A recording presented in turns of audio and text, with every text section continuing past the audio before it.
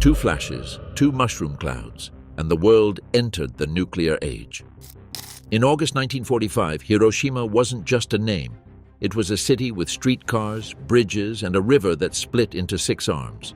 At the same time, Nagasaki was an industrial valley surrounded by hills.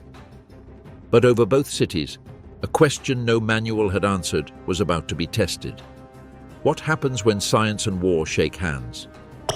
The punishment visited on these cities didn't begin with planes carrying death, but with decisions made at quiet tables, telegrams read at midnight, and a weather report worth more than a fleet. To make it happen, physics turned into military strategy.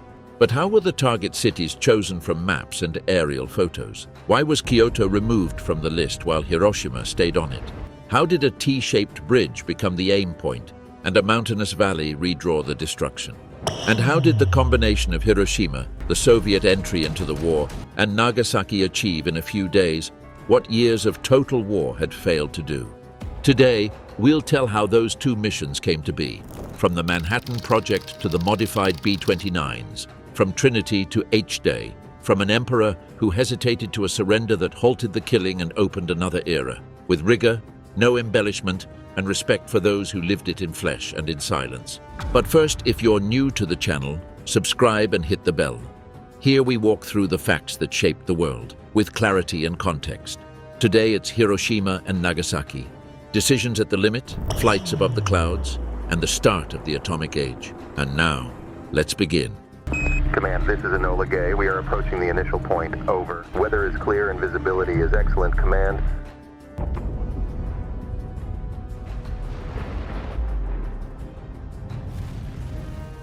It's June 1945. In Europe, the war is over. Berlin has fallen, Hitler is dead, and Germany signed unconditional surrender in May. But in the Pacific, the war rages on. Iwo Jima and Okinawa have just offered a grim warning. House-to-house fighting, fanatical defense, kamikazes sinking ships, and tens of thousands of dead for every island taken. For the US High Command, those two islands aren't the end. They're the prelude to what invading Japan would mean. Since spring, naval blockade and incendiary bombing have been strangling Japanese cities. B-29s loaded with firebombs level entire neighborhoods of wood and paper. In March, the massive raid on Tokyo set the template. Fuel production is critical, rail transport is disrupted, and food distribution is beginning to collapse. By summer, the Air Force's strategic priority is twofold: to disrupt what's left of the industrial machine and to break the will to resist.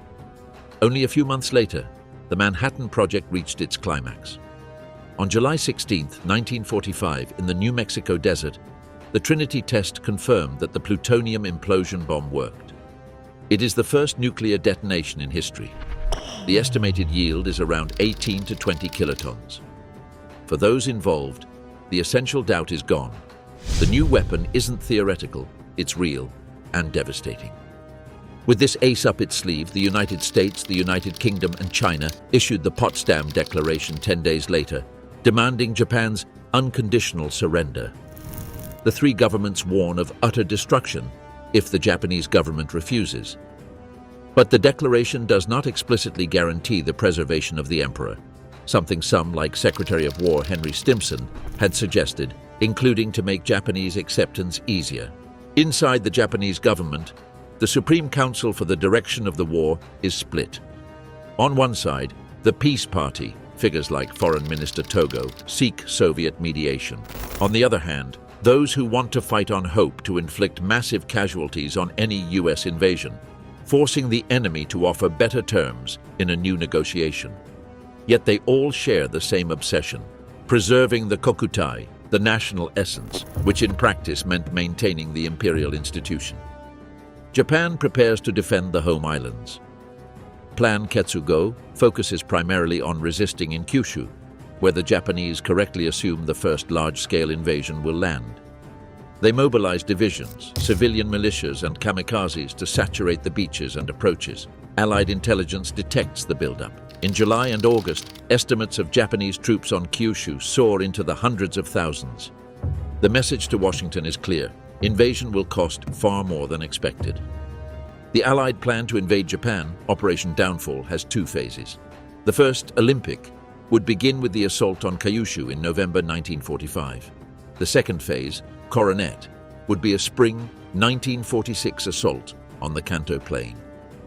Casualty projections vary wildly and controversially, from hundreds of thousands to more than 1 million Allied casualties, with even more terrible Japanese losses depending on the model and the expected ferocity.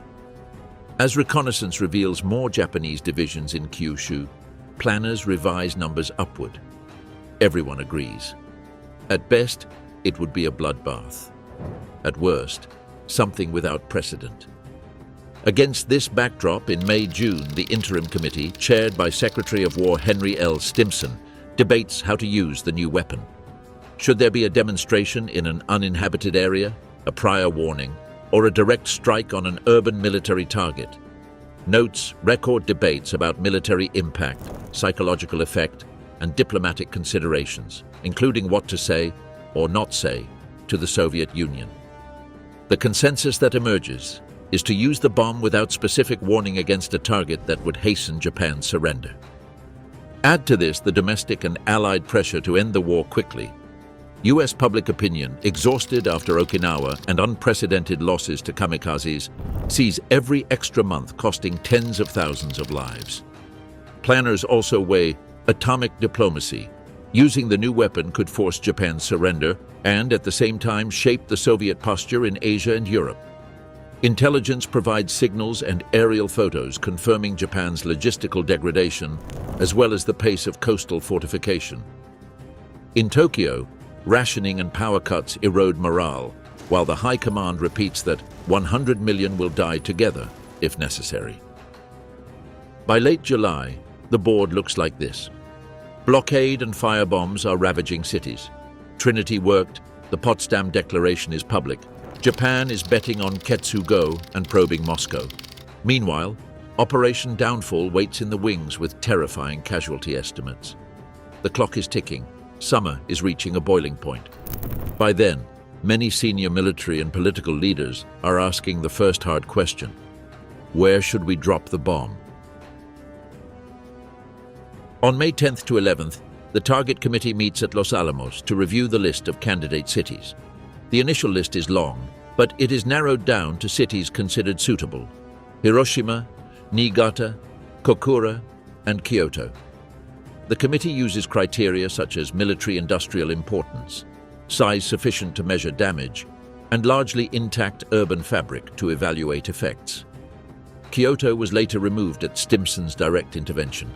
He saw it as an invaluable cultural and historical center. That leaves Hiroshima and Kokura at the top. The Target Committee argues that beyond military impact, a demonstration value is necessary. Intact cities allow precise measurement of variables like blast overpressure, thermal effects, and fires. Meanwhile, in the Marianas, the forward base is North Field on Tinian. There, the 509th Composite Group under Paul W. Tibbets is concentrated. This unit is created for a single purpose: to deliver the new weapons. Its silverplate B-29s have been modified to reduce weight, extend range, and fit bomb bays with quick-acting doors and special mounts. They also have reversible pitch propellers and strengthened engines. Crews train with pumpkin bombs, similar in size and aerodynamics to the nuclear weapons. These modified B-29s will drop the bombs. The Hiroshima bomb, nicknamed Little Boy, uses uranium-235 and a simple, dangerous, gun-type assembly in which two subcritical masses are fired together to reach criticality. The Nagasaki bomb, Fat Man, uses plutonium-239 and a complex implosion system. Symmetrical explosive lenses compress the core to criticality. The Trinity test validated implosion. Little Boy, due to its design, was never test-fired. Even so, scientists and the military expected roughly 15 kilotons for Little Boy and around 21 for Fat Man. When you have a weapon that relies on an airburst at a precise height, the weather becomes judge and jury.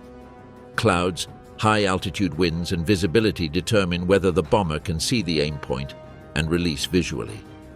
For H-Day, The meteorological reports from Pathfinder aircraft will decide which city receives the bomb.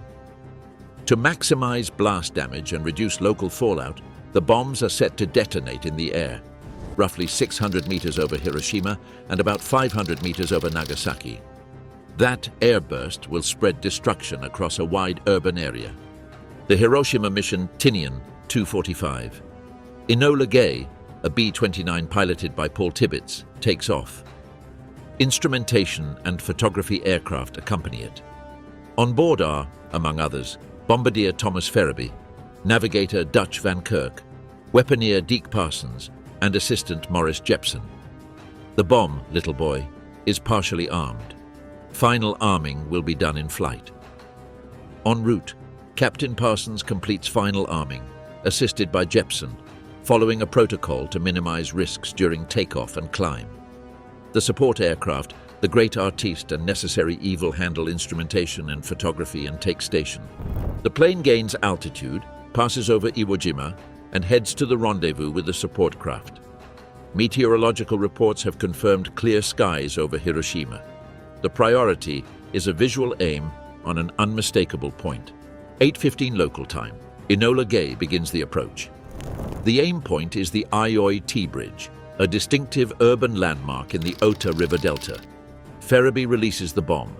Little boy falls for just over 40 seconds and detonates about 600 meters up, slightly offset toward the Shima Hospital near the city's geometric center. The flash overwhelms observers' retinas.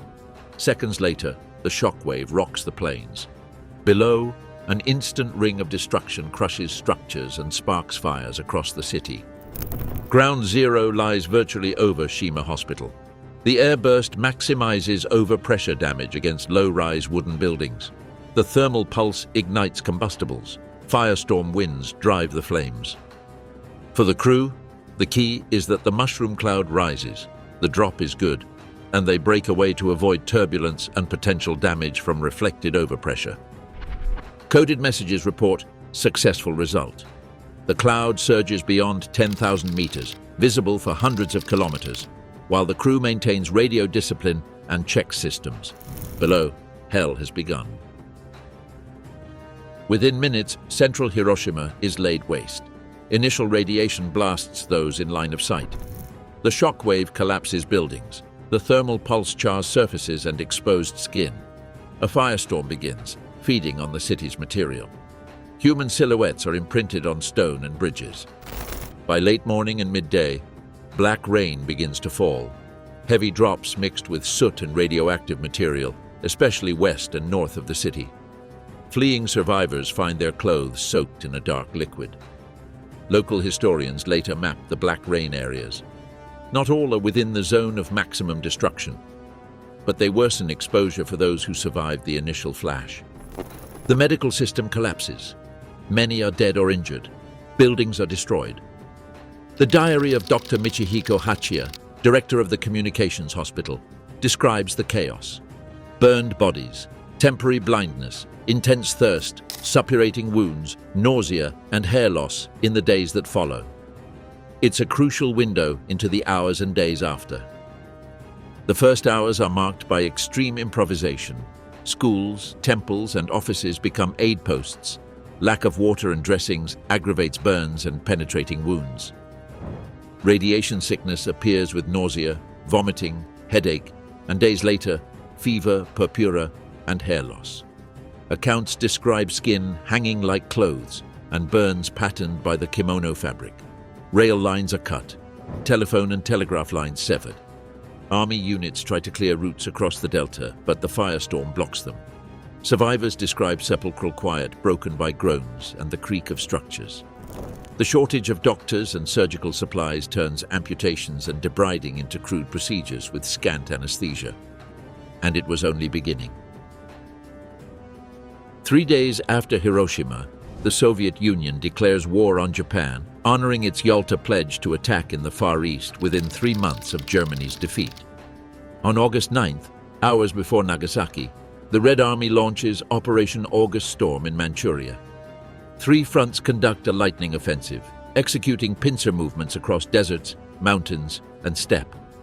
The aim is to defeat the Kwantung Army, once elite, now weakened and poorly positioned. The Soviet offensive combines fast armor, massive artillery, and audacious crossings of terrain deemed impassable, backed by logistics improved with Lend-Lease supplies. Within days, key cities fall. Japanese columns are pocketed and run out of fuel. The fall of Harbin and Mukden makes clear that the Kwantung Army can no longer maneuver. For Japan's cabinet, this is a psychological and strategic blow. They had tried to get Moscow to mediate better terms. Now they see the USSR won't intercede. It's another enemy. The prospect of a double invasion, US from the south, USSR from the north, and a partition of the country intensifies the dilemma. Hiroshima had already struck home, but the Soviet entry knocked away the last diplomatic card. Strategists in Tokyo envisioned dual occupation scenarios. Americans in the south, Soviets advancing from Hokkaido after operations planned in Sakhalin and the Kurils. The political cost of partition, with echoes of Germany, horrifies moderates and militarists alike. With the Soviet door closed to mediation, the impossible negotiations turn urgent. Stop the collapse before losing the Kokutai. And yet more bad news was coming. The second mission departs in Bockscar, commanded by Major Charles Sweeney. On board are, among others, Bombardier Kermit Bahan, co-pilot Charles Albury, and navigator James Van Pelt. The primary target is Kokura, home to an artillery complex and factories. But the weather plays its card. Cloud and industrial haze cover the city. The drop can't be made. Problems mount. An auxiliary fuel tank won't feed, reducing safety margins. The rendezvous over Yakushima is delayed, burning more gas. Time is running out. After several attempts, Sweeney diverts to the secondary target, Nagasaki. This decision cements the luck of Kokura. The route to Nagasaki means searching for breaks in the clouds. Visibility is patchy, and spotters hunt for a visual reference. Over the Urakami Valley, a gap in the cloud cover allows a view of nearby Mitsubishi facilities. Once again, detonation height is set to maximize effects. At 11:02 local time, Fat Man detonates at roughly 500 meters over the Urakami Valley. The yield is greater than Hiroshima's, around 21 kilotons. But Nagasaki's mountainous terrain and the ground zero location shape the destruction pattern. Corridors of devastation concentrate in valleys, while natural barriers blunt the blast in other directions. The famous photograph of the Nagasaki mushroom cloud captures the intense column rising from the valley. The escape is flown with critically low fuel. Bockscar makes an emergency landing in Okinawa. Behind it lies a city in agony. Although Fat Man was more powerful, Nagasaki's topography and the hypocenter's location made the area of destruction more fragmented than Hiroshima's flatter urban plain. The Urakami Valley takes the brunt. Other areas shielded by hills suffer less. Even so, the city is riven by widespread fires, though the terrain interrupts a continuous firestorm like Hiroshima's. Dark precipitation is recorded in some sectors. Industrial districts, especially the Mitsubishi complexes, are severely damaged, and residential neighborhoods near the Urakami Valley are obliterated. Allied prisoners of war were held in the area. Many were killed or injured by the blast and ensuing fires. Their presence underscores that war in Japan wasn't abstract. Factories, neighborhoods, POW camps, and arsenals coexisted in the same urban fabric. Urakami Cathedral, symbol of Japan's Catholic community, is destroyed. Its ruin becomes an icon of urban impact. Mitsubishi naval ordnance and machinery plants are heavily damaged, interrupting already debilitated lines. Hospitals such as San Lorenzo and other medical posts collapse under the flood of wounded and a lack of supplies. Relief trains are delayed by damaged bridges and blocked tunnels. The hills create protective shadows behind ridges and walls where structures survive that would have fallen in Hiroshima. Casualty figures are more uncertain due to prior displacements and partial evacuations, but Urakami and adjacent neighborhoods suffer catastrophic mortality. In the months that follow, estimates for Nagasaki reach into the tens of thousands, often around 70,000 by year's end. rising through 1950 as late deaths from injuries and radiation are counted. Sources and methods vary, but the range is consistent with the yield and the city's geography. That night, while Hiroshima still bled and Nagasaki struggled to grasp what had happened, Japanese authorities faced the hardest decisions. By the night of August 9th, the Supreme Council is still divided. The Soviet entry and the second atomic bombing move the needle but do not break it. An imperial conference is convened. Emperor Hirohito listens and for the first time explicitly leans toward accepting the Potsdam Declaration on the condition that the imperial institution be preserved. War Minister Anami embodies resistance. He accepts catastrophe but fears the collapse of the national spirit if they surrender. Suzuki and Togo, backed by Kido, push for a negotiated exit. After the council's tie, the Imperial Conference becomes the mechanism for Hirohito to tip the balance. The Japanese government then communicates its acceptance with the understanding that it does not compromise His Majesty's prerogatives. The Allied reply, carefully worded, makes clear the Emperor will be subject to the Supreme Commander for the Allied powers, but does not flatly deny the institution's continuity. Weeks earlier, Stimson had argued that reassurance on the dynasty could ease surrender. On August 14th, junior officers tried to prevent the broadcast of the imperial speech, the Gyokuon Hoso, by storming the palace to destroy the recording. They fail. The disc is hidden and protected. On August 15th at noon, the Emperor's voice goes out over the radio. In classical, opaque language for many listeners, he announces acceptance of the joint declaration and calls on the nation to endure the unendurable. For millions, the war ended that day. A few days later, on September 2nd, 1945, in Tokyo Bay aboard USS Missouri, Japan signs the Instrument of Surrender, the formula, unconditional surrender to the Allied powers. The last fighting ceases. The cataclysm that began in 1937 with the Sino-Japanese War and in 1941 with Pearl Harbor ended formally. In its wake, the wreckage and the victims of the nuclear bombings. The victims of Hiroshima and Nagasaki fall into several categories. Immediate deaths from blast and thermal effects, deaths in the days and weeks after from burns, infections, and acute radiation syndrome, and late deaths from cancers tied to exposure. The totals rise beyond the year-end 1945 cuts as delayed effects are counted.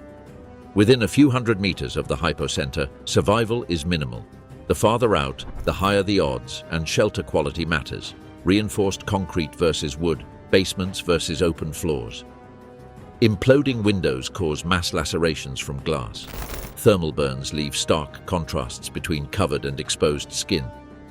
Injuries leave permanent sequelae, extensive keloids, contractures, partial blindness from radiation-induced cataracts, and hearing loss from shockwaves. Japanese plastic surgeons, and years later, international teams perform grafts and reconstructions with uneven results. Beyond medicine, the hibakusha, the bomb survivors, faced decades of social and job discrimination. Fears they were contaminated, anxieties about their children, barriers to marriage and employment. Over time, compensation laws and public recognition in Japan seek to repair part of the harm, but stigma leaves scars not captured by statistics. An inevitable question follows. Was it necessary? The question divides.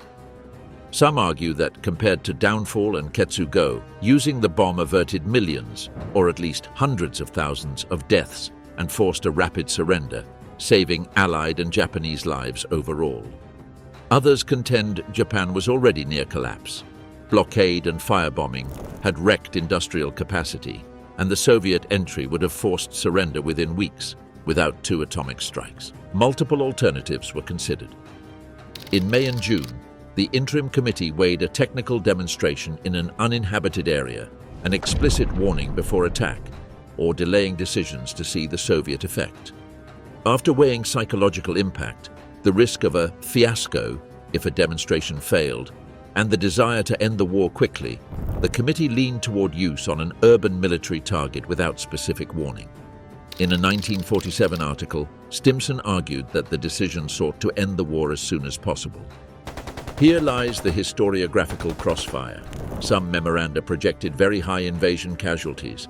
Others offered lower, yet still devastating figures in the hundreds of thousands. Intelligence evolved. As more divisions were detected in Kyushu, forecasts rose. Those arguing necessity cite those scenarios. Those arguing excess emphasize Japan's internal collapse and the Soviet shock. The Frank Report and the Szilard Petition, pushed by Manhattan Project scientists, urged serious consideration of a demonstration or not using the bomb against cities. They weren't the majority views in the chain of command, but they marked the birth of an ethical conscience among the bomb's architects. Since 1945, no nuclear weapon has been used in combat. That fact has been called the nuclear taboo, a political and moral norm born from the horror of Hiroshima and Nagasaki and reinforced by the logic of deterrence. The taboo isn't a physical law, it's human, sustained so long as memory, institutions, and strategic prudence sustain it. The orthodox view stresses that Hiroshima-Nagasaki avoided a devastating invasion. The revisionist view emphasizes blockade, bombing, and the Soviet hammer blow as sufficient. Post-war Japanese sources, memoirs, and imperial conference records reveal shifting priorities: preserve the throne, avoid Soviet occupation, limit further destruction. Cited alternatives include publicly clarifying the Emperor Clause, intensifying the blockade, and postponing atomic strikes to gauge Moscow's reaction. Others propose a demonstration on an atoll or remote mountain, risking technical failure and offering little coercion. Philosophically, utilitarianism, minimizing total deaths, collides with deontology, prohibiting attacks on urban centers, a dilemma still alive in debates over indiscriminate weapons. In 1949, the USSR conducted its first test. The nuclear arms race begins. In 1952 to 1954, thermonuclear tests arrived, with far greater yields. By the mid-1980s, global stockpiles peaked above 70,000 warheads. Afterward, treaties and reductions drove numbers down, though in the 2020s, several countries resumed modernization and growth. In 1963, atmospheric, outer space, and underwater nuclear tests were banned. Underground testing continues. In 1970, the Non-Proliferation Regime's core took effect. No transfer, no acquisition, peaceful use, and a commitment to disarmament. Since 1945, deterrence has dominated. The weapon prevents its own use through fear of retaliation. But deterrence coexists with risks: crises, miscalculation, accidents, new actors proliferating, and fraying treaties. Today's global numbers hover around 12,000 warheads, with about 9,600 in military stockpiles and roughly 2,100 on high alert, concentrated mainly in the United States and Russia, while China is growing fast. Deterrence has been tested in crises like Berlin, Cuba, and Kargil. Near misses such as the 1983 Petrov incident or Able Archer show the system's human fragility. Yet humanity still leans on the memory of Hiroshima and Nagasaki as a reason never to use such a weapon again. In Hiroshima, the Peace Memorial Park and the Genbaku Dome, the old prefectural industrial promotion hall, are World Heritage sites and lasting symbols. In Nagasaki, the Peace Park and the Hypercenter area, with its museum, preserve remnants, statues, and testimony. Every year on August 6th and 9th, both cities hold ceremonies with bells, moments of silence, and paper cranes. That tradition is rooted in the story of Sadako Sasaki, who developed leukemia years after the bombing. Folding 1,000 cranes became a global gesture for peace. Her statue, encircled by garlands in Hiroshima, is among the most visited spots for students and tourists. Both cities also foster international networks of mayors for peace, educational programs, and traveling exhibits to pass their experience to new generations. Visits by world leaders on key anniversaries underscore the universal nature of the commemoration. The tragedy also deeply shaped Japanese art. Works like Barefoot Gen and In This Corner of the World portray everyday life before and after August 6th, without propaganda, with humanity. They're windows into civilian experience that numbers can't explain. Peace museums display clocks stopped at 8:15, fragments of buildings, cases with scorched clothing, and everyday objects that humanize statistics. Educational programs invite hibakusha to share their stories with students. As time passes, testimonies are recorded for digital archives. Debates continue. Narratives of victimhood versus acknowledgement of Japan's aggression in Asia. Controversies over Enola Gay exhibits in the United States about context and balance. Public memory isn't static. It's renegotiated with each generation, but it keeps an ethical core of warning. All that's left for us is to remember the consequences. By the end of 1945, Hiroshima and Nagasaki, total of around 140,000 and 70,000 dead, respectively, including immediate deaths and acute effects in the following weeks. By 1950, both totals rise as late deaths are included. There is no single definitive figure, but reasonable ranges based on different methods and municipal and medical records. What matters is not to lose sight that behind each number was a life, a family, a city. Were the bombings the true cause that ended the war? Today we speak of a lethal combination. The shock of Hiroshima, the Soviet entry and lightning advance in Manchuria, and the final blow at Nagasaki, on top of a country already devastated by blockade and fire. The emperor intervened. The Kokutai condition was handled in diplomatic exchanges, and on August 15th came the voice that ended the conflict. What is certain is that on August 6th and 9th a threshold was crossed. An era began in which humanity can erase cities in seconds. Since then, international relations and technology have been organized around that fact. The 8 decades of non-use in combat are a partial, fragile success that demands memory and prudence. This video doesn't aim to pass judgment, but to understand. Hiroshima and Nagasaki show the worst and the hardest. The decision to use an absolute weapon, the technical and tactical preparation to do it, the unvarnished human suffering, and the later effort to build norms, treaties, and education to prevent a repeat. Remembering civilian victims, acknowledging technological responsibility, and sustaining the nuclear taboo isn't a burden of the past, it's a task for the present. Any honest synthesis admits uncertainties, lost records, displacement, deaths outside hospitals, and late effects. That's why we speak in ranges and with explicit time cuts. Beyond the tally, the legacy is twofold: a strategic lesson on the limits of industrial war and a moral warning about weapons with civilizational power. Interpretations of why will never be unanimous. What matters is to sustain the conversation with evidence, not slogans.